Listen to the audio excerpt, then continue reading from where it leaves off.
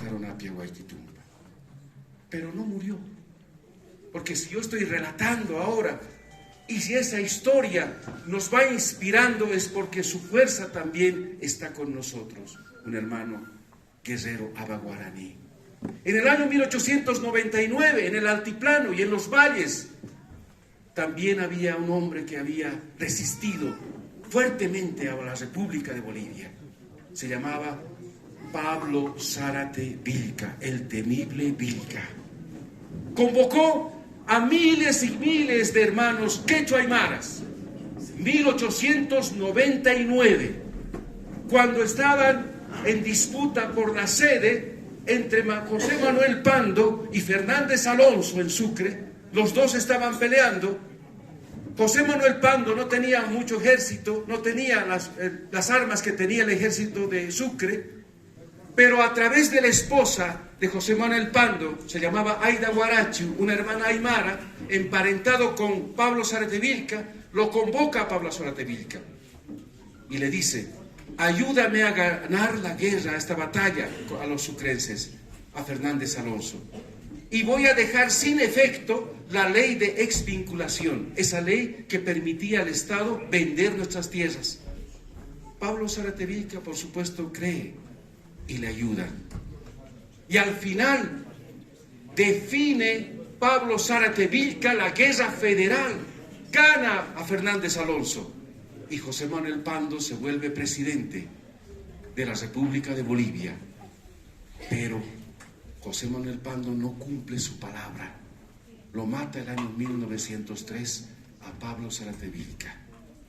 Nosotros en Aymara, por esa experiencia larga de la colonia y la república, decimos Caraj, Caraki Pilipi, Caraj, Caraki Pilipi. Seguramente en quechua también tenemos algo similar. Lamentablemente esa historia nos hace definir así la historia. Pese a haberlo ayudado a ser presidente, traicionó y quiso y lo mató a Pablo Zárate Vilca. 1899. Continuó los procesos de la historia. Un 2 de agosto del año 1931 emerge otro hombre preclaro, también indígena, llamado Tata Avelino Siñani. Tata Avelino Siñani dice, apenas podía hablar español, pero tenía una capacidad de convocatoria muy fuerte. Además, el pensamiento claro y hacia dónde tenemos que ir. Él decía, nos están destrozando, ellos tienen armas, tienen leyes, nos someten. Pero algo que nosotros debemos cuidar es nuestra identidad cultural. La identidad cultural es la base de nuestra liberación, decía el Tata Avelino Siñani. Dice, tenemos que recuperar quiénes somos, nuestras canciones, nuestra filosofía, nuestra ideología, nuestras costumbres. Y empezó en la escuela Ayllu de Warisata, un 2 de agosto del año 1931, una enseñanza a generaciones y generaciones, de niños, jóvenes, abuelos, abuelas. En el año 1931, la escuela Ayllu de Warisata era tan famosa, de una escuela de indígenas para indígenas, en un proceso de libertad, que la noticia llegó incluso hasta México.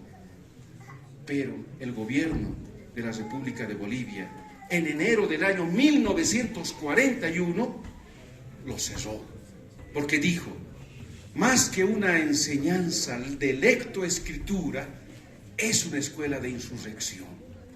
Era verdad, porque nuestros abuelos, vuelvo a reiterar, jamás se rindieron.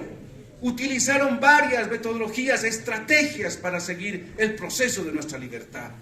Tata Avelino Siñani sentenció, les dijo, el día cuando iban a cerrar, los reunió a todos los de la escuela Ayllu Warisata y les dijeron, el gobierno va a cerrar, pero ellos no saben que el pueblo de Warisata, la escuela Ayllu de Warisata no es la casa solamente, son ustedes. Ahora vuelvan a sus ayllus, a sus marcas, a sus suyos y comuniquen y enseñen lo que han aprendido en estos años. Y ese pensamiento se regó por todo el altiplano, el valle, la Amazonía. Ese pensamiento de liberación forjado en la escuela Ayllu de Warisata desembocó en la rebelión del 52, de 1952. Si ustedes ven las fotografías de esa rebelión, que el MNR se apropió, porque el MNR no hizo nada en ese proceso de la revolución. Recuerden que Víctor Paz Estenssoro estaba en Argentina, y después de que se ganó la batalla y ganaron los indios, recién vino para encumbrarse como presidente. Recuerden eso. Y además hay algo aquí que me gustaría enfatizar. Cuando se apoderó el MNR de la rebelión indígena del 52, dejó algo grave que de nosotros tenemos que liberarnos. Pretendió borrar la identidad cultural y quiso superponer, en vez de la identidad cultural, la identidad productiva. Y eso todavía nos falta todavía entenderlo.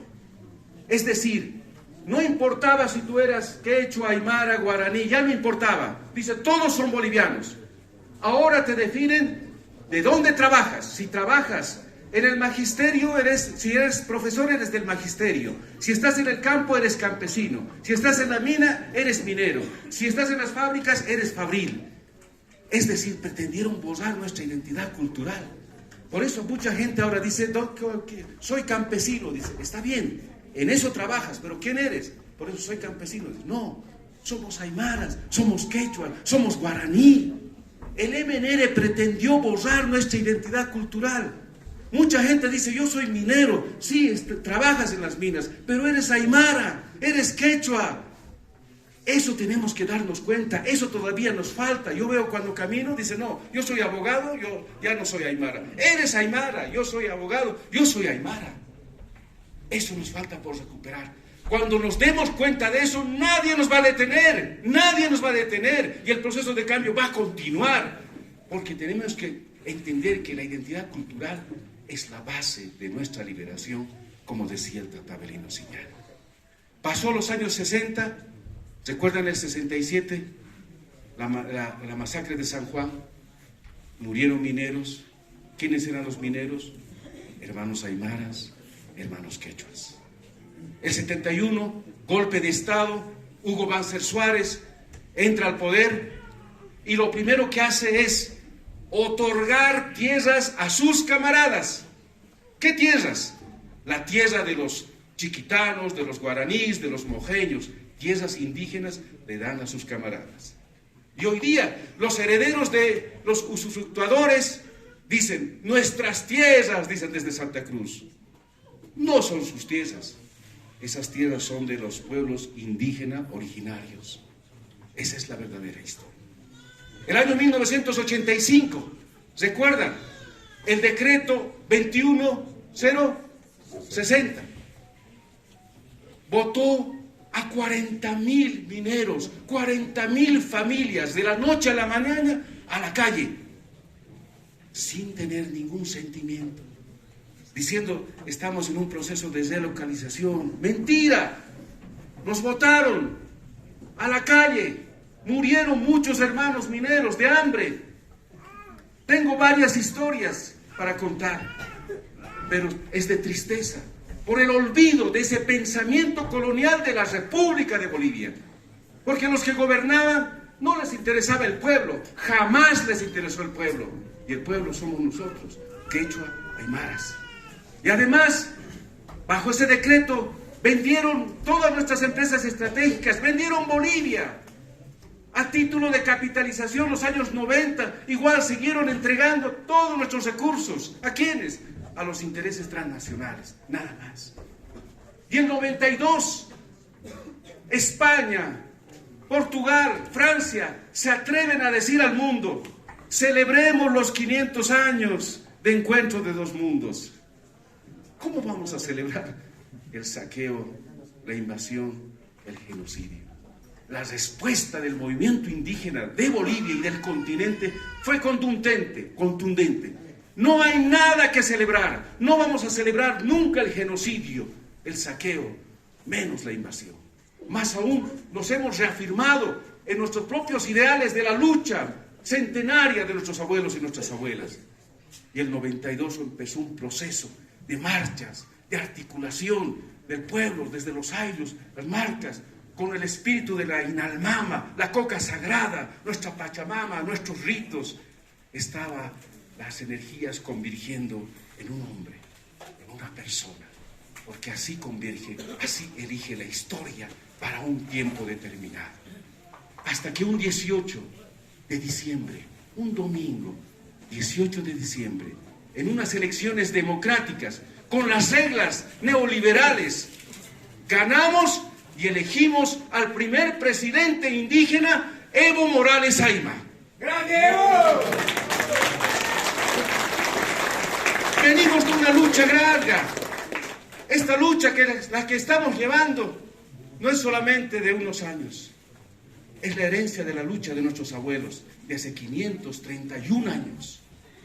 Cuando el hermano presidente, el primer presidente indígena en Bolivia y en el continente, juró un 22 de enero en el Congreso, despertó el espíritu ancestral. Desde ahí empezó el proceso de cambio, no solamente para Bolivia, sino para el continente. Eso nosotros tenemos que darnos cuenta. Cuando yo voy a cualquier país en el mundo, a otro continente, me preguntan, ¿de dónde eres? Yo digo orgulloso, yo soy boliviano, yo soy de Bolivia. Y ellos inmediatamente responden, ¡ah, Evo Morales! Porque ahora la historia se divide antes de Evo, después de Evo. Antes de Evo, saqueo, robo, esclavitud, servilismo, nada más. Después de Evo, dignidad, soberanía, orgullo. Esa es la historia ahora. Muchos pseudoanalistas que hoy día se atreven a opinar desconociendo nuestra historia centenaria y milenaria, no se dan cuenta de la fuerza de lo que está ocurriendo hoy. La Pacha ha elegido a nuestro hermano Evo Morales. Por eso está presente. Más aún, ha transformado Bolivia. Bolivia es otra ahora. Bolivia es digna. Bolivia tiene dignidad y Bolivia tiene soberanía. Un 6 de agosto del año 2006, cuando se llamó a la Asamblea Constituyente originaria en Sucre, ¿recuerdan cómo negaron entrar a Juan Azurduy de Padilla y al ejército?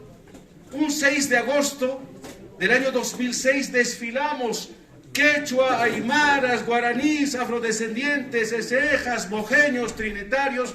Todo el pueblo rodeó y entró a Sucre y escribió una nueva constitución política del Estado.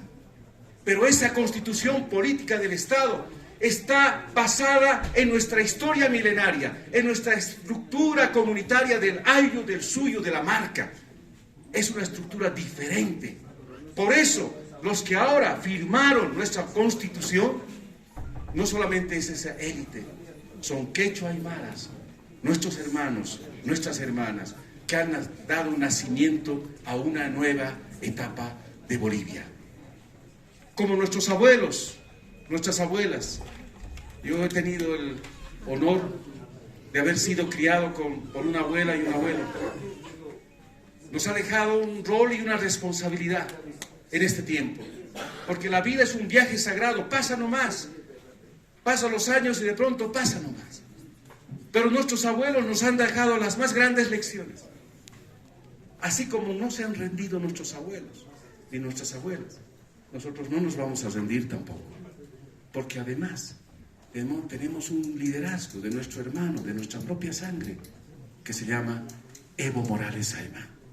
Y a eso vamos a seguir, y vamos a seguir esforzando.